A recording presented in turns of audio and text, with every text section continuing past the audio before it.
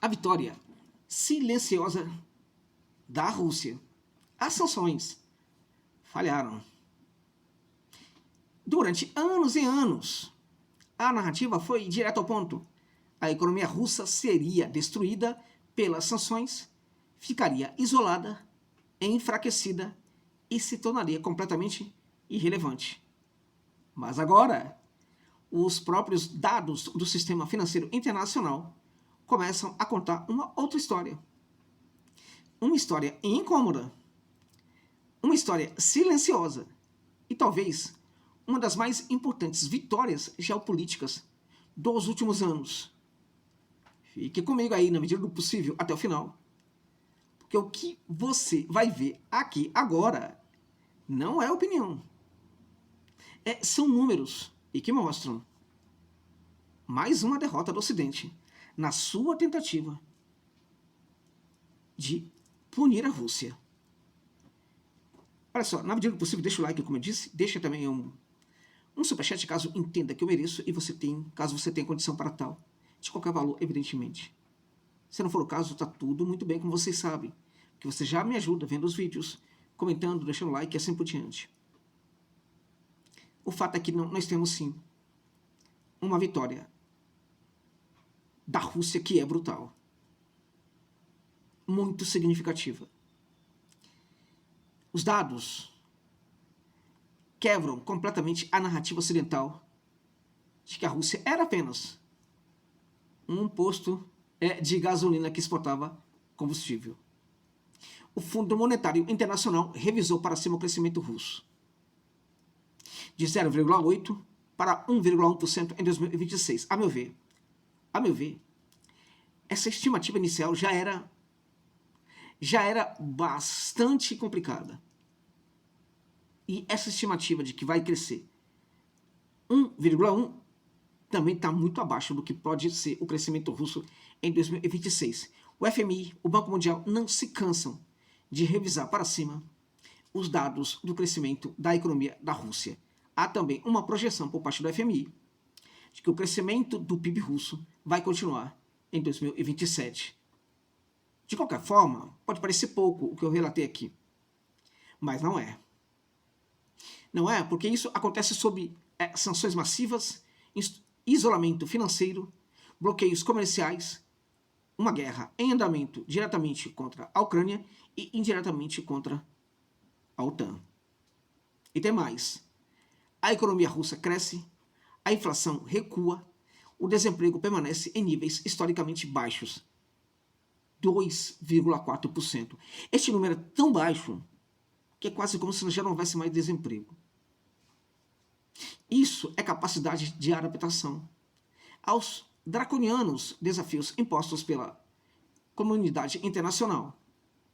Uma capacidade de adaptação, uma resiliência extremamente importante e mais a exposição da natureza de superpotência por parte da Rússia aos olhos de todos.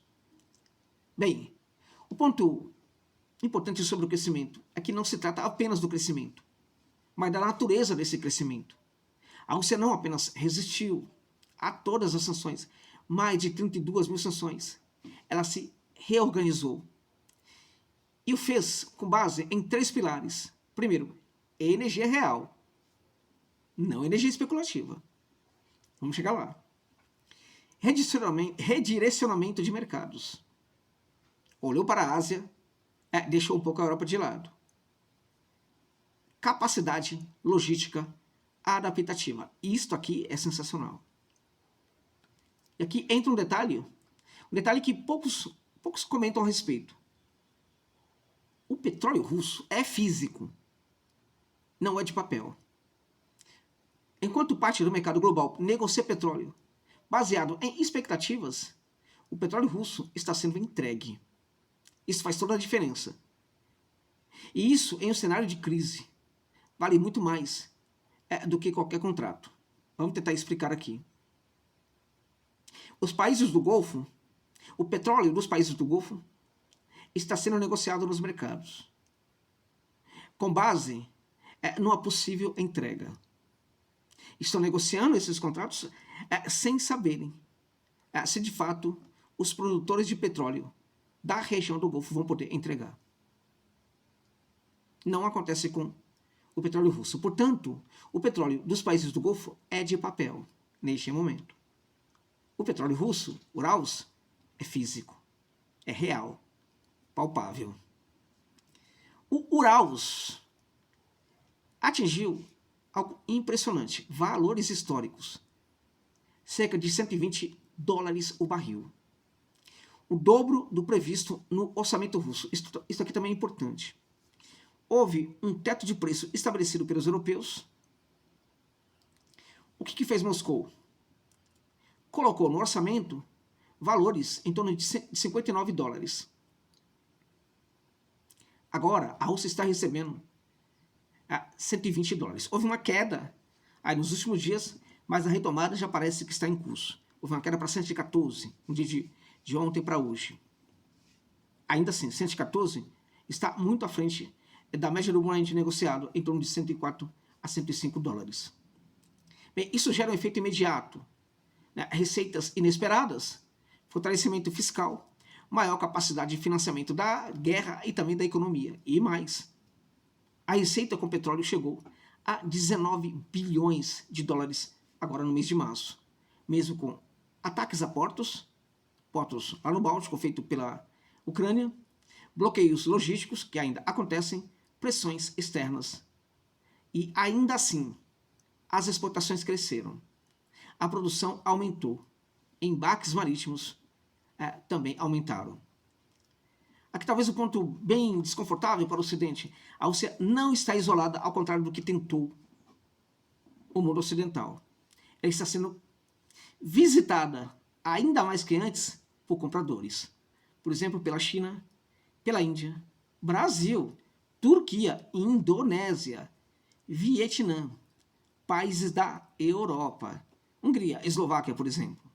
E mais, isso aqui também é interessante, Bangladesh está estruturando cadeias indiretas para acessar a energia russa. Japão avalia também, vejam vocês, retomar compras de alumínio russo. Isso revela algo profundo. O mundo não opera apenas com política, ele opera com necessidade. E energia é necessidade absoluta. Um outro ponto sofisticado, muito importante, que precisamos apontar: as sanções deveriam enfraquecer a Rússia, mas estão produzindo um efeito colateral.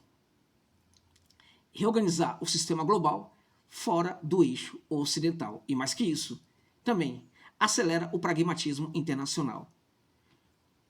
À medida em que o pragmatismo internacional ganha relevância, uma potência energética como a Rússia será mais visitada do que em qualquer outro momento da sua história.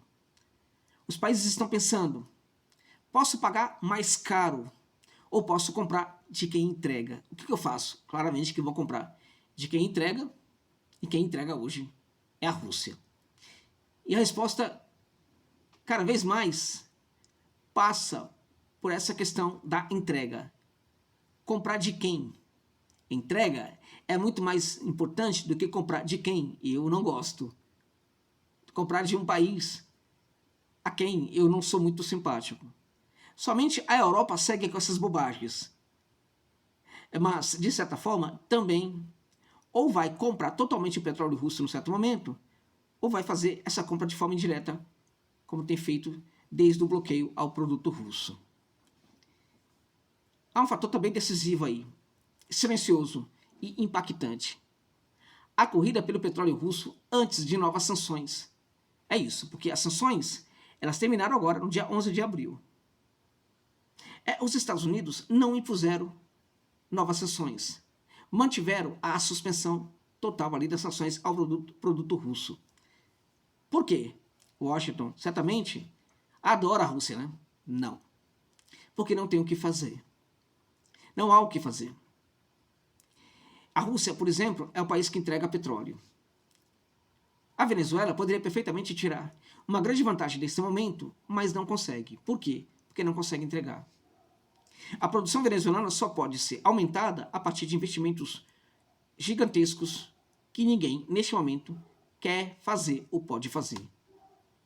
A Rússia é o país que pode aumentar a produção de petróleo de maneira brutal. E é o que está acontecendo. Então, aqueles compradores que entendem que não podem se dar o luxo de esperar o que acontece lá em Hormuz, vão diretamente aos portos russos. O curioso neste caso é que a busca pelo petróleo russo também se acelera em virtude de uma expectativa de que as sanções possam voltar. Neste caso, importa muito comprar enquanto é tempo.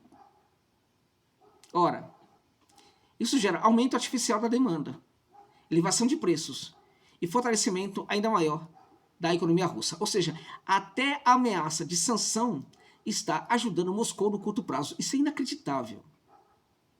Inacreditável. Bom, enquanto isso, a Europa enfrenta crescimento baixo, crise energética persistente, perda de competitividade industrial. E aqui está o contraste. Quem sanciona sofre custos. Quem vende energia captura valor. Isso não significa uma vitória absoluta da Rússia, por certo, mas significa algo muito mais importante do que isso. As sanções não estão produzindo o efeito esperado. O que estamos vendo não é uma vitória clássica, é algo ainda mais sofisticado. Uma vitória silenciosa, sem anúncios, sem declarações, sem espetáculos. Ao mesmo tempo, baseada em adaptação, pragmatismo e controle de recursos energéticos. E, no fim, talvez a maior ironia de todas. Quanto mais tentar isolar a Rússia, mais o mundo encontra formas de continuar negociando com ela. Porque no sistema internacional não vence apenas quem tem poder. Vence quem continua sendo necessário. É isso.